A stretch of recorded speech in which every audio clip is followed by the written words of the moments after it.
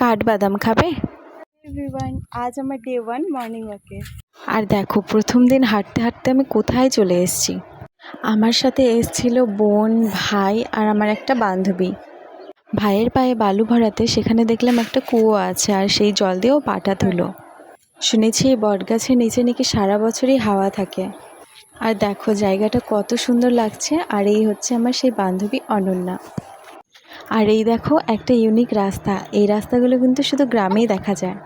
এই ফুলের গন্ধ শুনলেই মনে হয় যে পুজো চলে এলো। আর তো মাত্র কিছুদিন। কে কে এই ফুলের নাম জানো অবশ্যই কমেন্ট করে জানাও। দেখো সকালের ভিউটা কি সুন্দর লাগছে। তারপর খুঁজে পেলাম একটা কাঠবাদামের গাছ, আর দেখলাম নিচে কয়েকটা বাদাম পড়েও আছে। তারপর আর কি, তারপর আমি আমার এক্সপেরিমেন্ট করতে লাগলাম। রাস্তার মধ্যে কাঠবাদামটাকে ভেঙে তার ভিতরে শ্বাসটা বের করে নিলাম আর খেয়ে নিলাম। ভীষণই টেস্টি ছিল।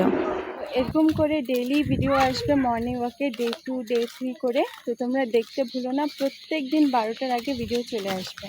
আমাদের এতটাই, বাই বাই।